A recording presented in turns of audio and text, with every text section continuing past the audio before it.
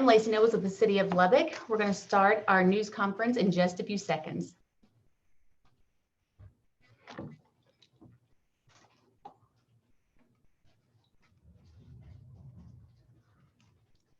Okay, hi, good morning, and thank you for joining us for the City of Lubbock COVID-19 news conference. Today we'll hear updates from our panelists, which include Director of Public Health, Catherine Wells, Local Health Authority, Dr. Ron Cook, Lubbock Economic Recovery Task Force co-chairs, Steve Massengale and Robert Taylor, and Lubbock Mayor Dan Pope. So let's start with Catherine Wells.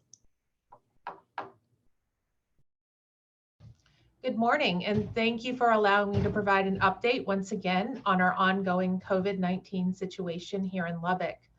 Over the weekend, many of our local businesses reopened. This is good news for our economy, but all of us need to remember that reopening does not mean we can go back to how we interacted prior to this outbreak. Everyone needs to continue to limit gatherings, practice social distancing, stay at home if you are ill, and follow good hygiene practices. Don't let your guard down. We need everyone to follow these guidelines to keep our case counts down. Today, I'll update on your current numbers of COVID-19 cases in Lubbock County. The health department is reporting 553 cases as of yesterday evening, May 3rd. The department is pleased to see the number of cases drop for 3 weeks straight. The week ending April 19th, we had 123 cases. The following week, we had 68 cases. And this last week, we only reported 54 new cases in Lubbock County. This is a very different scenario than what's going on in other parts of the country and in Texas. And I'm glad that everybody is working to keep these numbers down. Unfortunately, we did report an additional COVID death this week, and the number of total COVID-related fatalities is 44. Recoveries also continue to be reported. Over the last week, 82 new recoveries were reported, and this exceeded our number of new cases reported here in Lubbock. The department is pleased with this data, and I hope we can continue to report these manageable numbers moving forward. This concludes my report for today, and I will now turn it over to Dr. Cook. Thank you, Catherine. Let me just reiterate what Catherine said. This is good news for us. I think we got to remember, though, that the virus is still out there, and it was great to be outside in the sunshine. I love the sunshine. That's really why we live in West Texas, right? For the sunsets, the sunrises, and all the sun that we get out here. I saw lots of people out, which was good to see people out. I got to work in my yard, but when I got to see people out, I saw many keeping their social distance. I saw many wearing facial coverings. However, I did see some that were not keeping their social distancing and not wearing their facial coverings. And I know that the citizens of Lubbock care about the health of each other. And I'm going to pull on your heartstrings here for just a minute. I want the citizens of Lubbock to show us and to let your behavior show that you care about the health of others. And what I'd really mean is keep your social distancing, keep washing your hands, cover your cough, wear your facial coverings when you're out in public. So that's so important that we continue to slow this virus and spread it out. It's not going to go away, but hopefully we can put a wet blanket on it out here and it just continues to smolder and everybody's going to be okay. You know, I don't, and I know healthcare providers don't like wearing a face mask all the time. It's hot, it's stuffy, especially given the 100-degree heat that we had this weekend. But I wear one because I care about you and I don't want to give you the virus. And I wear one because I don't, just so I can keep my social distance. And so I want you to show us that you care about the health of other people, because you could be an asymptomatic carrier, meaning you don't know that you have the virus and that you give it to somebody else. And we have so many people in our community that can't afford to catch this virus. Many people have heart disease and diabetes and high blood pressure and obesity. And there are many that have transplants, liver transplants, heart transplants, lung transplants, and they're on drugs that shut down their immune system so that they don't reject those organs that they've been blessed with. those people cannot afford, all those people that I just mentioned can't afford to catch this virus because they won't do well with this virus. So in saying all that, show us that you care for the health of others by keeping your social distance and wear your facial covering.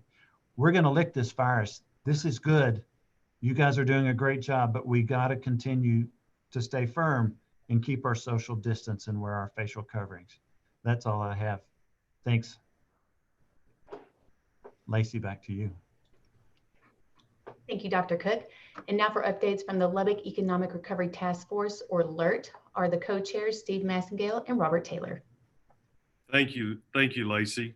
As you know, LERT has been working for over a week and several days, and we've divided into 4 specific committees. I'm going to give you a report this morning on the communications and our medical and science committee. We knew that as Lubbock reopened, the most important part of that strategy to open safely and responsibly would be communication. And we're so fortunate to have great media partners here in Lubbock, and I wanted to share those that have participated with us in Lubbock Safe. KCBD, KMAC, KOBK, Raymar Communications, Suddenlink Cable, Univision, Alpha Media Group, Raymar Communications on radio, Town Square Communications on radio, Walk by Faith Radio, Univision Radio, Wilkes Radio, Walker Communications Radio Group. Lamar Outdoor has supported us, as well as Choice Media Group, and print publications Latino Lubbock and the Lubbock Avalanche Journal have all given of their resources to allow us to run the message at no cost, which is very beneficial to our efforts. So through the weekend, we ran over 100 television PSAs, and we have done run over 400 radio PSAs. So very grateful to these media outlets that have supported us as we've communicated what it is to be Lubbock safe. Our medical and science committee really worked hard to strike a balance between lives and livelihoods to make sure we could open Lubbock safely. We continue to monitor 3 important pieces of data: our active cases, our new cases, and our hospital capacity. And we will continue to monitor those, and those numbers are what will tell us what's important as we move to phase 2. We have a meeting, our task force has a meeting today at 3 o'clock, and we will ask our medical and science committee to make comments on how Amarillo's cases and their surge might affect Lubbock. With that, I'll hand it over to Robert Taylor. Okay, thank you, Steve. We did have our first education subcommittee, and that group chaired by Mark Griffin. Most of the meeting was centered around current school programs during the stay-at-home orders. We also talked about online summer school programs, both for public and higher education. Public school planning is going on right now to start back classes in the fall. Dr. Skubinek also, we heard from, and many of you heard from him, has outlined how tech will start back in the fall on campus with campus classes. LCU and Wayland are both putting together their plans for fall openings, and we'll learn a lot more about that at this Thursday's education meeting. Time was spent on a plan to hold a safe and possibly outdoor graduation for all high schools for Lubbock, Cooper, and Friendship. Those plans are being put together as we speak. We feel strongly that the students need to be honored for the hard work they put in to graduate from school. And we need to do it before the summer. There'll be a lot of students moving around, taking jobs, starting careers, and this is a once in a lifetime opportunity. So we're putting together a plan to make it where they can be honored and yet do it at extremely safe fashion. On the business side, Lubbock Safe program has really gotten off to a strong start. The program is one that's offered by the city and this task force to highlight businesses that are going above the required program for your health and safety. The governor has laid out a program for reopening businesses, but in Lubbock Safe, you can sign on to a program that your guests and your customers can walk in the door and feel like they've gone to an extra limit of safeties for your protection. We've had 1,355 starts on the website. 381 of those have been certified and completed, and 27 of those are outside the city of Lubbock and in the county. So that's over a 28% finish rate for that offering, and I feel sure we'll have more to come. The success of the program's been noticed state and area wide as we've had other cities contact us about the details of our program. I'd also like to take this opportunity to thank Lubbock citizens Carl Moran and Mark McDougall for serving on the governor's strike force. It gives us a voice into the governors and to the governor's strike force on what's going on in our community and what we need and campaign for. Just briefly, from a business point of view, we care about our economy. We care about our 401ks. We care about jobs. We care about people going back to work. But we also care about the health and safety of our citizens. And I think these two go hand in hand. Without one, we're not going to get the other. So we need to work on both of these. And I really emphasize what Dr. Cook said, because it's in the best interest of everybody. This is not just that we open businesses doesn't mean that all of a sudden we've got lower risk. The risk remains the same, and it's up to Lubbock business people and our workforce to make sure that we do this in a safe manner so we can keep doing it. With that, I'll turn that over to our mayor, Dan Pope. Thank you. Good morning. Thanks, Robert. Steve, thank you for your work. Dr. Cook and Ms. Wells, you guys continue to lead the way, and we're thankful for you. I want to make a few comments on the data, and then I want to talk about reopening weekend. So let's start with the data. As you know, we're tracking three key metrics. One is new cases. And so we've only had one day in the last 9 days where we've had, excuse me, back up. For the last 9 days, we've had no new case count over 20. And in fact, we'll start again because I've got my numbers wrong. I need to look at my notes instead of trying to do this from memory. For the last 19, tough start here. It's been 17 days since we had a situation where we had 20 new cases, okay?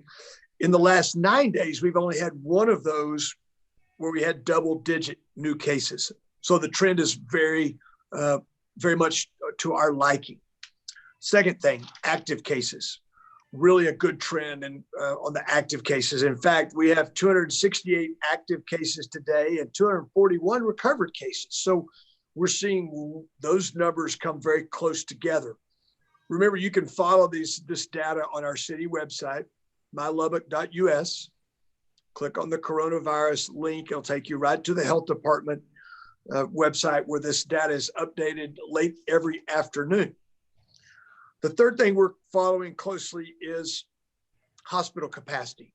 Yesterday, there were 27 27 inpatients in our two hospitals. And this is a little lower than where the trend has been in the low 30s. That the hospital capacity remains very strong. And we are committed to work with the hospitals to watch those numbers as they start to begin more normal kind of operations in their businesses. Now let's talk about testing. This is not one of those three key metrics, but it's one that we watch very closely. We've run 8,200 tests in Lubbock County since this all began. So we're still testing it right at 2 times the state average, although the overall state testing numbers are starting to climb, which is good news. We are testing at the Patterson Library in East Lubbock on Monday, Wednesday, and Friday afternoons. That started last Wednesday. If you want to get tested there, you need to call the health department, 775-2933 to schedule that. We're also thankful for testing at the Walmart at 114th and Quaker at the Covenant drive-through testing location on at the Friendship ISD football stadium, high school football stadium, and the UMC drive-through testing, which has been there since the very beginning on their campus, sort of on the southern part of their campus, just north of the Marcia Sharp Freeway. Let's talk about reopening weekend for a minute. I think it was a very positive first weekend. You know, a lot of people were out messaging. I got a lot of messages. There's so many people out, this and that. Well, that really is part of the idea. We reopened a lot of retail over the weekend, and we reopened restaurants. Many of them chose to open at 25% occupancy, and it was, I think, positive.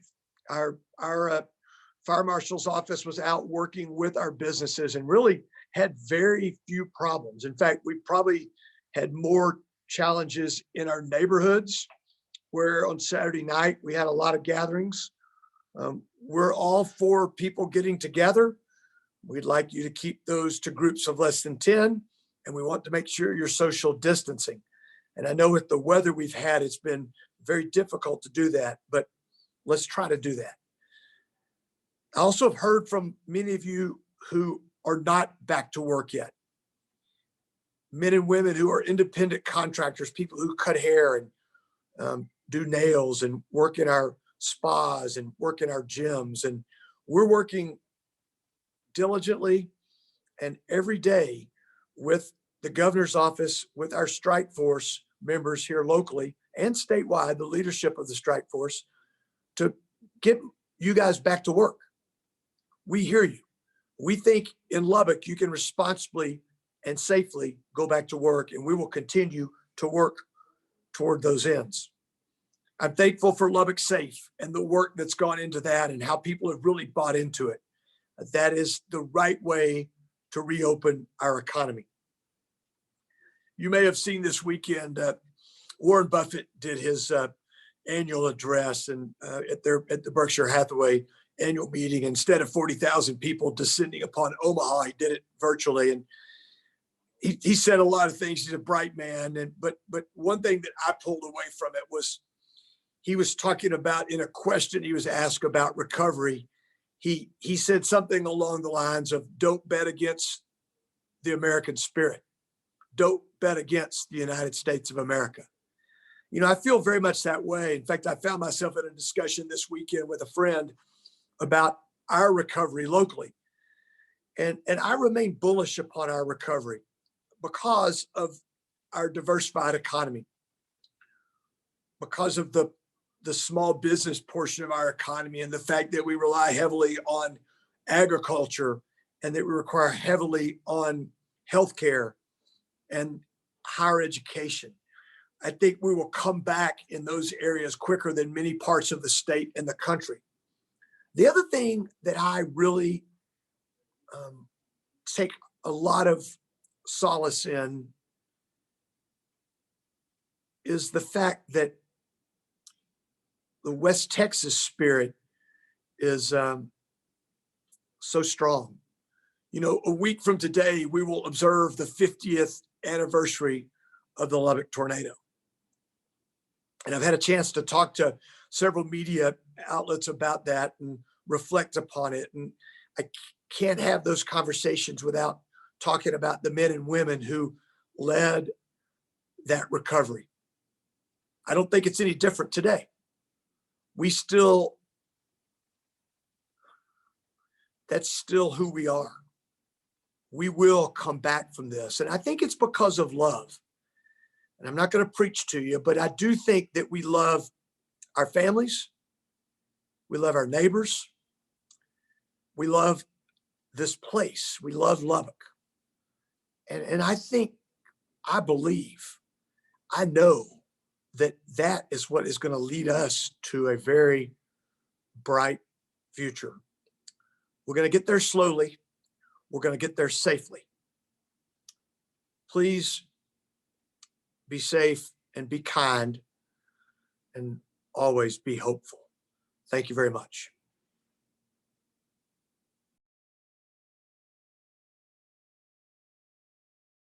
Thank you, Mayor, and thank you to our panelists. Now we'll open it up for our media questions. Today's media order is Sarah Self-Walbrick, Texas Tech Public Media, Matt Stell with KMAC, Karen McKay with KCBD, Terry Furman with KLBK, Matt Dotre, Lubbock Avalanche Journal, Don Rubio, The Daily Toreador, Blair Sable, Fox 34, Olga Aguero with El Editor, and Christy Martinez Garcia with Latino Lubbock. So let's get started with Sarah Self-Walbrick.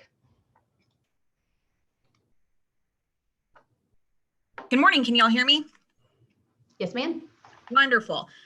So as we've added these testing sites and as we kind of continue to go through this, where do we see these three key metrics kind of going from here?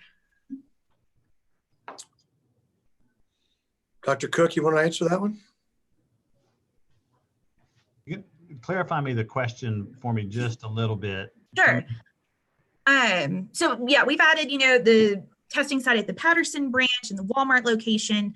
We are starting to see some more people out and about and things like that. So kind of looking ahead, do we foresee any chance of a surge, or do we continue to think that this is going to go down, or is it hard to say? Well, obviously, the more people that we can get tested, we can stop the virus sooner. But, if you're completely asymptomatic and you get tested and you're positive, certainly I'm going to ask you to go into isolation for the next 10 to 14 days. So that means you wouldn't be giving it to anybody else, right? So that's the whole purpose. And then certainly if you have symptoms, we want you to be tested and to make sure that you're not spreading it to anybody else. So then we can keep an eye on you there. That's part of our contact tracing and monitoring. So we look at both ill individuals and now that our testing is ramped up, we can hopefully start looking at more individuals that may be asymptomatic. I don't think we're quite there yet. So the whole purpose is to find pockets of disease and stop that process, stop that spread, so it just stays in that person or that household, and that it doesn't go anyplace else. That's the whole purpose of testing. Good deal. And then one other question. We saw a lot of photos this weekend on social media of some places that maybe weren't following the guidelines as closely as recommended. It sounds like the first weekend went well, but do we see any change in how this is being enforced as we go forward? As I alluded to in my comments, we had very few problems within the city limits. Our fire marshals operations were out largely trying to help our businesses with Lubbock Safe on Friday and on Saturday morning. Saturday evening, we had a number of calls, as I mentioned, about more neighborhood kind of gatherings. Sunday was relatively quiet. We're very aware of the situation at Buffalo Springs Lake. We were in communication with the county judge on Saturday afternoon. He was in communication with the lake manager, and we're pleased that they took action yesterday to close their beach for the foreseeable future. I would remind people that if they want to reach out to us about a situation that they feel is out of whack, outside the guidelines, to call the non-emergency line at Lubbock PD. That number is 775-2865. Next, we have Matt Stell with KMAC. Thanks, Lacey. Good morning, everybody. My first question is for Catherine Wells. Catherine, last time we checked, we had community spread cases, and that number was at around 80, if I'm not mistaken. We know the last two places we were told were the Walgreens Pharmacy off of Indiana and the Family Dollar off of North University. Do we know through that investigation if the community spread was through folks who worked at those locations or people that were shopping there? It was a shopper that may have went there. How did we kind of give us how did you determine that there was spread there? Was it a worker, a shopper? If you could just kind of go into that for a quick moment. Yeah, when we announce a community spread, we're really looking at, was there a period of time that someone who was infectious, so able to spread the disease to others, was in that location.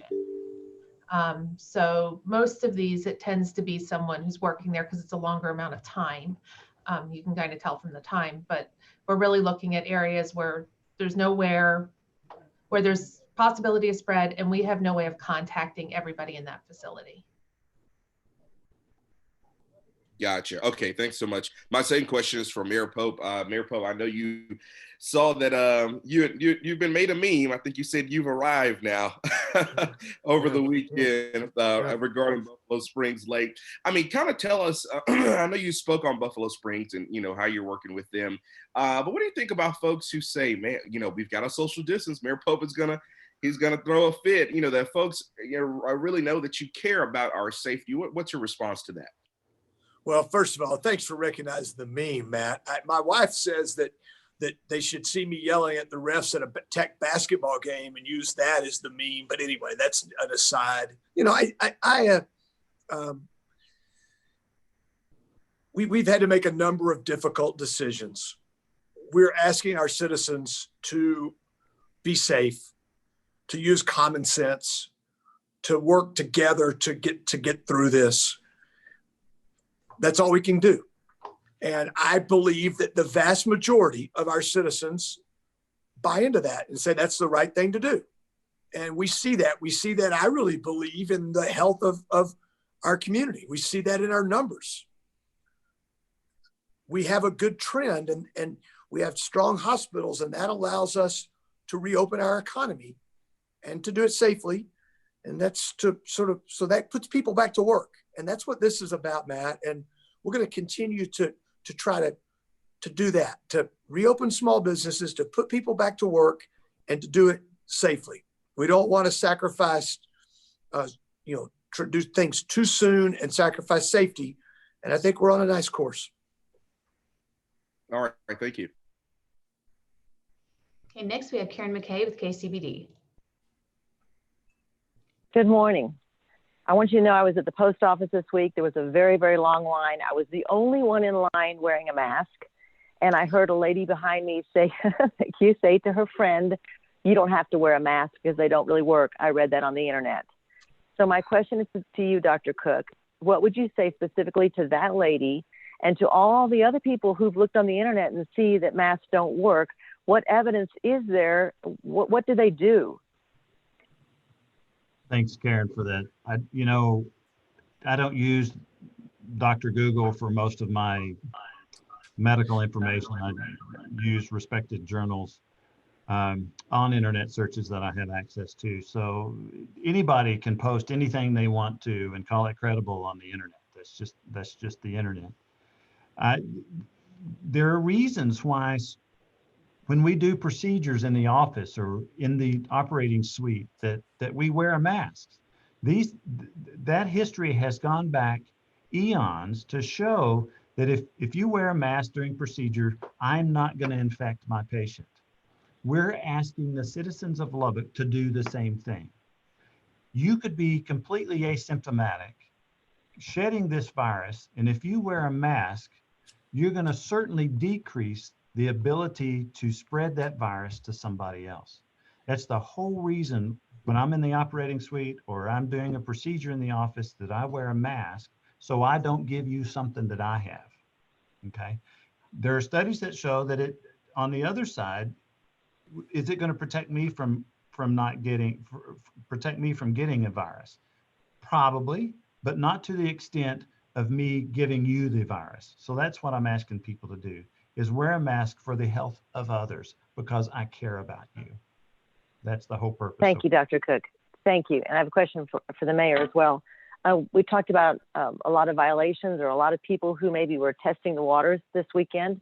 Can you give us an idea, though, of how many violations there were? Were there hundreds or maybe a dozen or so, or were people just given warnings initially? Karen, I don't have the number on citations yet. If there were any, we'll get those this afternoon late, but I can tell you that we did 31 inspections on Friday. We did another 29, 31 plus 2 fires on Saturday. Our fire marshals have to go to fires also. And then we did 40 more yesterday. So about 100 over the weekend. And we'll have by the time we talk to you on Thursday, we'll have any information regarding citations. Okay, our next question comes from Terry Furman, KLBK. Good morning, everyone. My question is this: there's a local gym that says they are opening up this week despite the order to remain closed. They say that, quote, they support leaders, but when it comes to infringing on our civil liberties and constitutional rights and losing their business, that's something that they simply cannot allow to continue. Physical health is something we can work on every day to protect us from this virus. Quote, will they be cited if they decide to open? So Terry, is that are you talking about Zach's Club West? Is that correct? Yes, sir, that's correct. Yeah, I think they've updated their position on Facebook. We had a chance to work with them this weekend. Okay. I'm thankful for Jared Atkinson, our city manager, and our city attorney's office. And we tried to first and foremost clarify what the governor's action said. And then the opinion that the attorney general put out late in the week on that very same topic, specifically to gyms. This morning, I had a chance to talk to one of the owners and the manager of that facility. And, you know, I agree with their position. They're frustrated. They want to go back to work. They want people to be healthy. They want people to have a chance to work out. But we're not quite there yet. And we talked for about 30 minutes this morning. I've promised to share their thoughts with the strike force and with the governor's office. And we'd like to get them open, but I don't believe that they're going to open today. You can check with them on that to get an update from them. But Okay. what we had was some very good dialogue, and I think we both understand where we're coming from. Okay, very good. My second question is this: we've been asked a lot about garage sales. Can people have garage sales or no? I think the answer to that is yes. We'd like them to try to limit the number of people there to 10. We'd like to, or less than 10, and we like them to make sure they follow social distancing. I think if we follow common sense, we can get that one done. Okay, very good. Thank y'all. Thanks, Terry. Okay, our next question is Matt Dotre with the Lubbock Avalanche Journal.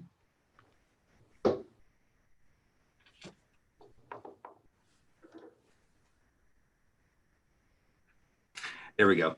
Hey, everyone. I have a question about Buffalo Springs Lake as well. Dr. Cook, I'm sure you've seen the pictures. Can you just talk about if someone had the virus or multiple people had the virus? Can you just talk about why that's so dangerous, a gathering to that magnitude, like how easily it could spread and what the impact of that could be? Sure, happy to do so, Matt.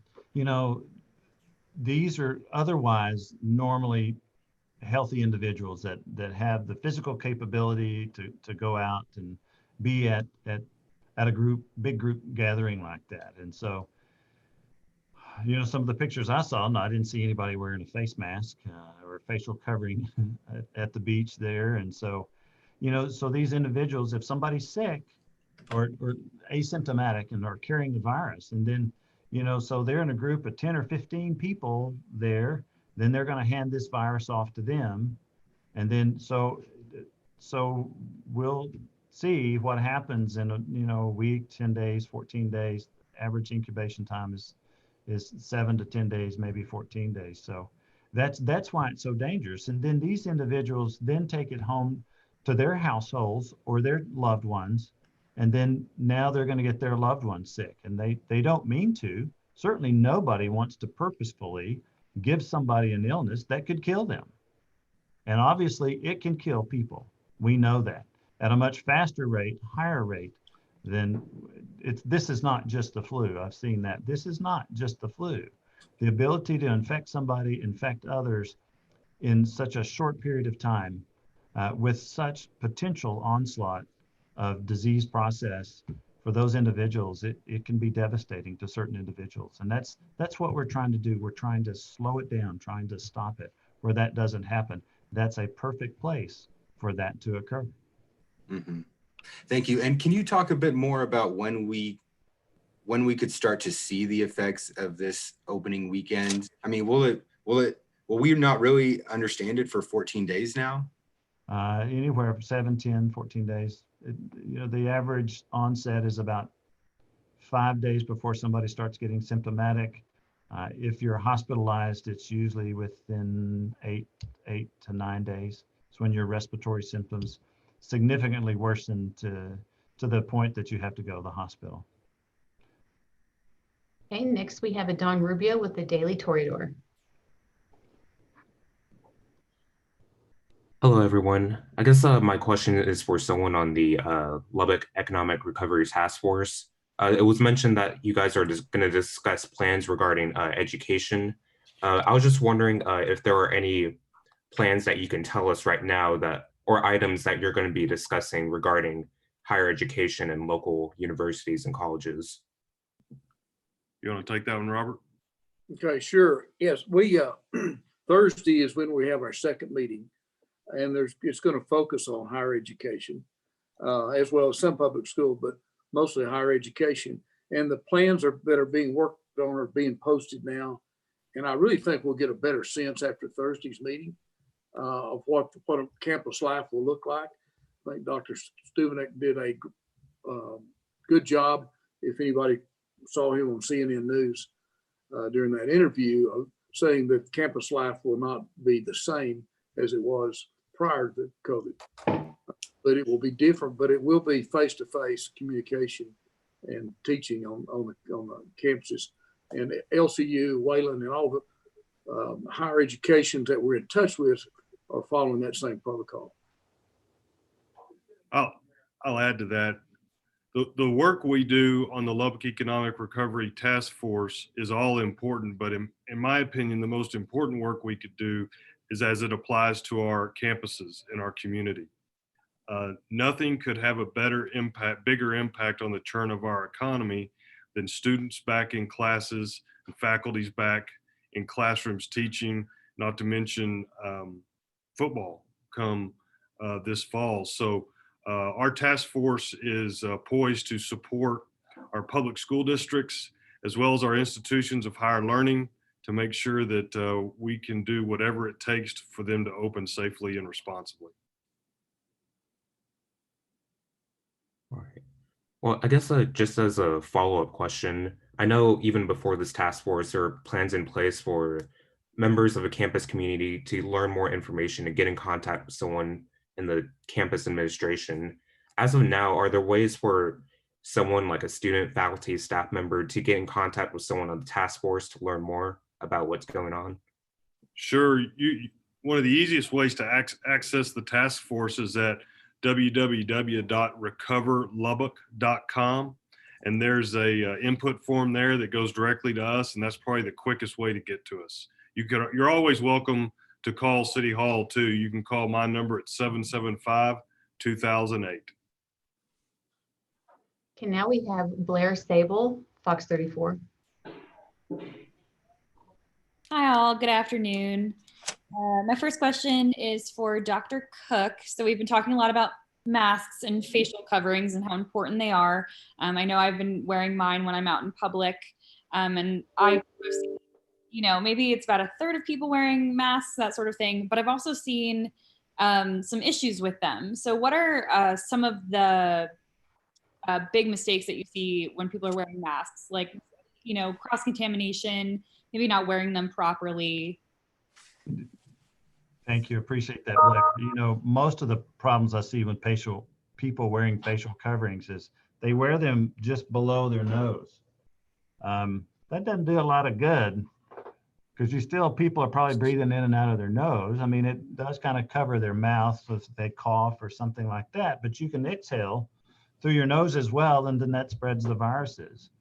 So if you're going to wear a facial covering, which I highly recommend, by the way, that it completely covered the nose and the face and the mouth. They are uncomfortable to wear, especially if you're outside in the heat. They're stuffy, that sort of thing. So that's the problem, I think. And then some people just don't like something on their face. And so, if you're working pretty hard trying to breathe through one, it becomes difficult. But remember, like I said, this is not just for me. It's so I can protect the person that's near me. Thank you, Dr. Cook. And then my second question is for Mayor Pope. So I've heard you a few times mentioning this 10 people or less. And I'm just wondering, is there a particular recommendation that you're referencing with that? Is that from the CDC? Is that from the city? Is that just something that... I'm sorry, Blair. Restate your question, Blair. I'm sorry. I couldn't hear what you said. You said you went out, you faded out there for a moment. Oh, sorry about that. I was just wondering where this recommendation of 10 people or less is coming from.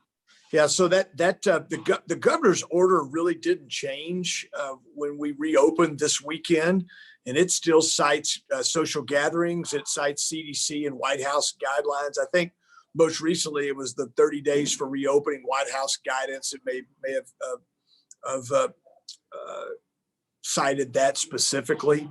It's not in the order as such, but we feel like it's best practice. And it's something that we're going to continue to try to encourage is the 10 person max. We know that the governor has gotten feedback about maybe trying to be a bit more clear around that. We'll see if he does that this week, but that's the way we are interpreting it right now. And that's how we'll try to enforce it. Okay, next we have Olga Guerrero with El Editor.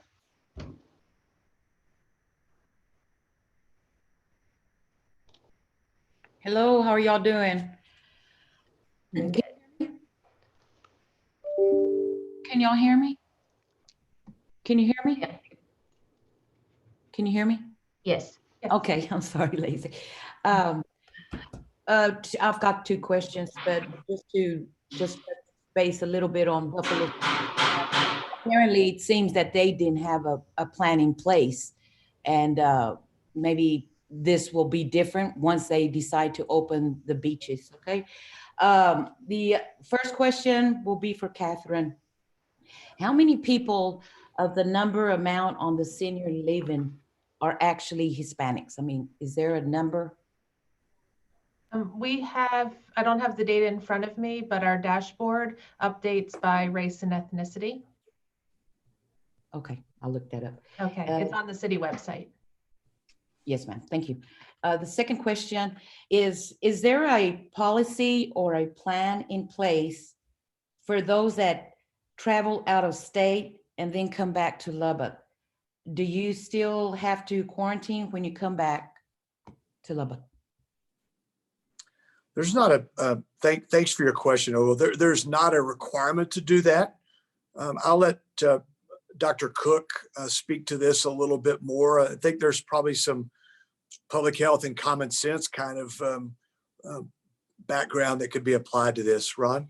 You know, Olga, recently there was a, from CDC, there are certain cities that may have expired. I haven't checked on that this week, but there were certain cities that you needed to self-isolate from. You know, most recently was Louisiana. If you were coming from Louisiana, you had to self-isolate, but not anymore. So I think many of those have expired. I'd have to go to the CDC website to confirm that. Okay, and our final media questioning is Christy Martinez Garcia from Latino Lubbock. Good afternoon, everybody. Thank you for all your hard work. I do appreciate it. My first question is with Amarillo's number now surpassing ours over, I think it's 1,099. They have only 139 recovered and 12 deaths. What can we do to keep those cases from affecting Lubbock citizens? And I know that we've teamed up with cities around like Midland, Odessa, Abilene, and whatnot. What can we do to make sure that Lubbock citizens aren't affected by those communities? Christy, it's a really good question, and thanks for bringing that up today. I think we would really encourage our citizens to not travel to Amarillo right now. That'd be first and foremost. That it's their situation, although centered around a couple of meat plants and a prison. There's a lot of community spread also, and so that would be first and foremost. The second is let's continue to do what we're doing locally. we're in constant communication with Amarillo. I talked to Mayor Nelson over the weekend several times. She's very thankful for the Fed's help in trying to isolate and do the contact tracing, and actually do a bunch of testing and then contact tracing to try to, do the things we've done here locally, particularly with our nursing homes. And once you identify the problems, let's build a fence around it. Let's get those people well. When they're well, the community can start to get well. And so that would be what we're doing here. We've offered to help them any way we can. Their hospitals remain with ample capacity. That's one of the first questions you ask around that. But those numbers are going to spike some more there. They're getting, if you happen to notice, the pending test number that they had is very high. The CDC got there yesterday and they did a bunch of tests, and they'll continue to do that for this week, is my understanding.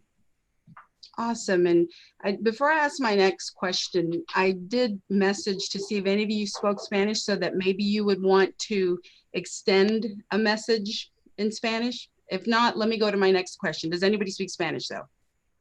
No, that's okay. Not well enough to answer your question. Well, so my next question is more for Catherine. And I know we started doing testing in East Lubbock. Of the tests that you have done there, have you had any actual cases, or is it too soon to call? No, we've actually tested 32 individuals, and 2 positives came out of that group. So we're glad to open that extra access point. And for anybody, there is city bus service to that facility, to that testing site. So we encourage anybody, no matter where you live in town, to access that site.